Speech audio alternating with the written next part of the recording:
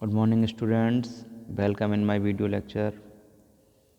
आज BCA fifth semester के computer network के क्लास में हम पढ़ेंगे TDM एंड FDM यानी कि मल्टीप्लेक्सिंग को पढ़ेंगे। मल्टीप्लेक्सिंग क्या होती है, ठीक है।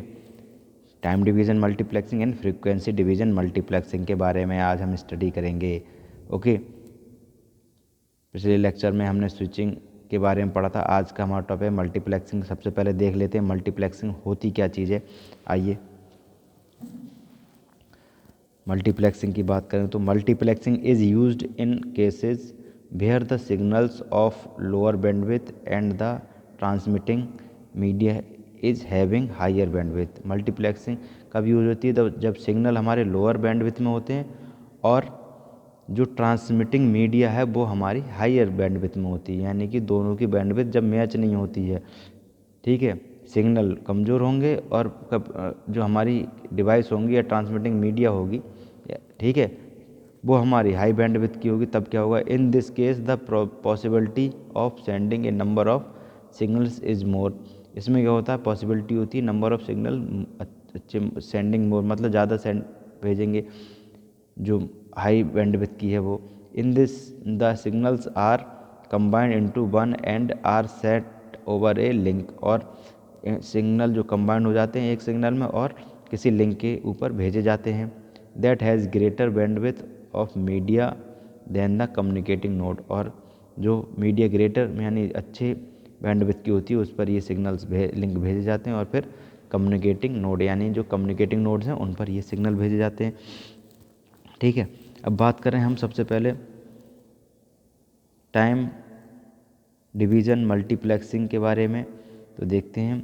In this happens when data transmission rate of media is greater than that of the source. जो हमारा ये इसलिए होती है TDM टाइम डिवीज़न मल्टीप्लाई कि जब हमारा दिस हैपन्स ये तब होता है when data transmission rate, data का ट्रांसमिट करने की दर, डेटा को कम्युनिकेट करने की दर, डेटा को ट्रांसफ़र करने की दर, डेटा ट्रांसमिशन की जो रेट है of media is data transfer rate, media का जो डेटा ट्रांसफ़र रेट है इज़ ग्रेट यानी कि ज़्यादा है than that of the source यानी सोर्स के अपेक्षा। And each signal is allotted a definite amount of time. और जो सिग्नल है वो definite allotted of time, definite amount of time को अलॉट करता है। These slots are so small, ये जो स्लॉट्स हैं बहुत स्मॉल होते हैं। That all transmission appear to be parallel, जिससे क्या है सारे ट्रांसमिशन हमारे पैरेलली चलते रहते हैं। देखते हैं in frequency division multiplexing all the signal operate at the same time. Frequency division में क्या होता है? जितने सिग्नल हैं वो सेम टाइम में हमारे ऑपरेट होते हैं विद डिफरेंट फ्रीक्वेंसी यानी अलग अलग फ्रीक्वेंसी के साथ। But in the time division multiplexing आज signal operate with a same frequency at the different times, ठीक है। इसमें क्या है? देखो सबसे मेन कॉन्सेप्ट क्या है? जो हमारी फ्रीक्वेंसी डिवीज़न है वो हमारी फ्रीक्वेंसी तो उसकी वरी कर सकती है यानी कि कम ज़्यादा हो सकती है, लेकिन टाइम एक ही रहेगा। और जो टाइम डिवीज़न है उसमें क्या है? टाइम वरी कर सकता है, फ्रीक्वेंसी सेम रहेगी। ये है दोनों का कॉन्सेप्ट, क्लियर है। टाइम डिवीज़न में फ्रीक्वेंसी हमारी टाइम बदलता रहेगा, फ्रीक्वेंसी सेम रहेगी। और फ्रीक्वेंसी में फ्रीक्वेंसी बदलती रहेगी, टाइम सेम रहेगा, ठीक है।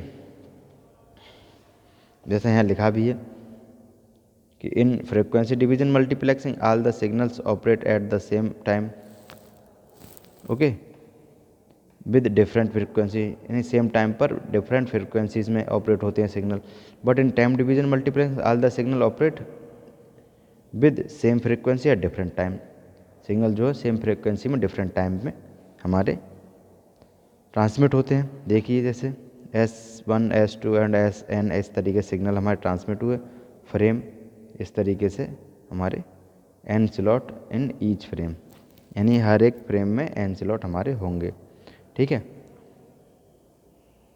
ये सेम रहेगी, ये जो अंदर कंटेंट हैं ये सब में सेम रहेंगे, ठीक है, क्योंकि ये हमारी फ्रीक्वेंसी टाइम डिवीज़न मल्टीप्लेक्सिंग दो तरह की होती है time division multiplexing, synchronous TDM. इसकी बात करें तो the time slots are pre assigned and fixed, जो टाइम स्लॉट होते हैं वो प्री असाइंड होते हैं और फिक्स होते हैं। This slot is even given if the source is not ready with data to this time. और ये स्लॉट कब दिए जाते हैं? जब हमारा सोर्स जो है वो रेडी नहीं है विद द डेटा के साथ रेडी नहीं है सोर्स एट दिस टाइम पर। In this case the slot is transmitted empty. उस टाइम क्या होगा, अगर मान लीजिए इसने टाइम असाइन कर दिया है पहले से ही, उस टाइम पर डेटा नहीं है सोर्स के पास, डेटा अरेंज नहीं कर पाया, रेडी नहीं है डेटा रेंज, तो क्या है जो हमारा स्लॉट है वो खाली ही ट्रांसमिट हो जाएगा, ट्रांसमिटेड एम्प्टी, यानी कि वो स्लॉट हमारा खाली ट्रांसमिट हो जाए, उसका वेट नहीं करेगा इट, क्योंकि ये टाइम पर बेस्ड होती है, यानी टाइम फिक्स कर देते हैं तो उस टाइम पे स्लॉट हमारा ट्रांसमिट होना है, उसमें डेटा हो चाहे ना हो, इन्फॉर्मेशन हो या ना हो। Okay, it is used for multiplexing digitise voice stream. ये मल्टीप्लेक्सिंग जो डिजिटाइज वॉइस स्ट्रीम के लिए यूज़ की जाती है टीडीएम। ओके, ये देखिए ABC, इसमें ये प्रो मल्टीप्लेक्सिंग है, ये 4 लोग हैं, ये मल्टीप्लेक्सिंग करना चाहते हैं, फ्रेम एक भेजा, तो जो हमारा इन्फॉर्मेशन थी या नहीं थी, पहला फ्रेम यहाँ से चला और आगे एक रह गया, तो बाकी के जो हैं ये खाली ही जाएंगे, जरूर ये खाली हो गया, एक इसमें 2 इस तरीके से ये वेट नहीं करेगा, खाली जाएंगे, सारे भरेंगे नहीं। Okay,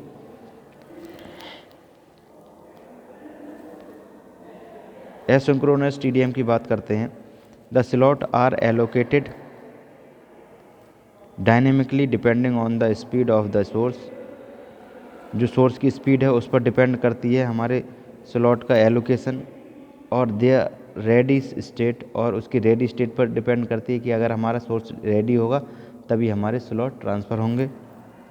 it dynamically allocated the time slot it dynamically allocated time slots according to the different input channels। इसे डिफरेंट इनपुट चैनल्स के द्वारा टाइम स्लॉट अलॉट किए जाते हैं। Need the saving the channel capacity, इससे क्या है चैनल की कैपेसिटी हमारी सेव हो जाती है। ठीक है, ये देखिए इसका एग्जाम्पल, ठीक है, इसमें हमारे प्रॉपर कोई भी वो फ्रेम खाली नहीं होता और सारे फ्रेम प्रॉपरली हमारे फिल होते हैं, क्योंकि ये हमारी होती है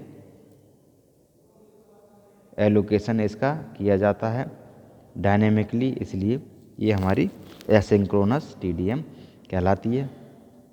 क्लियर। अब बात करेंगे फ्रीक्वेंसी डिवीजन मल्टीप्लेक्सिंग की। In this a number of signals are transmitted at the same time. इसमें क्या है, सेम टाइम पर, एक टाइम पर नंबर ऑफ सिग्नल्स जो हैं वो ट्रांसमिट किए जाते हैं। ठीक है, and each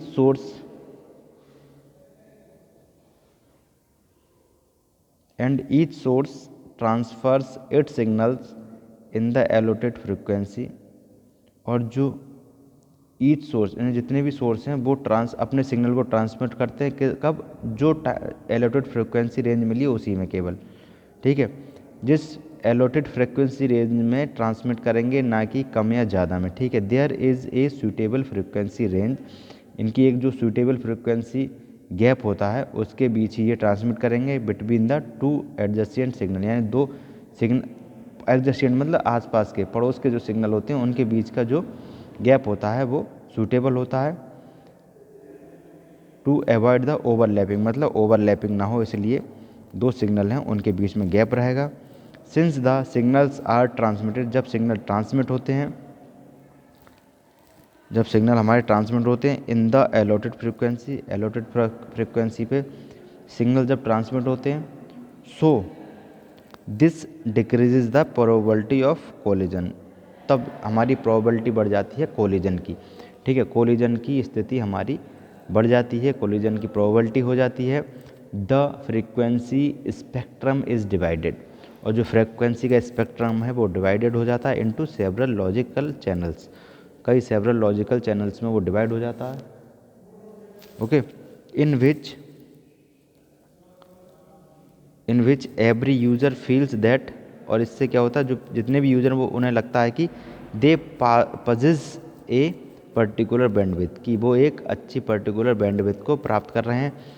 A number of signals are sent simultaneously, और नंबर ऑफ सिग्नल जो हैं वो साइमल्टेनियसली भेजे जाते हैं एट द सेम टाइम, एक टाइम पर।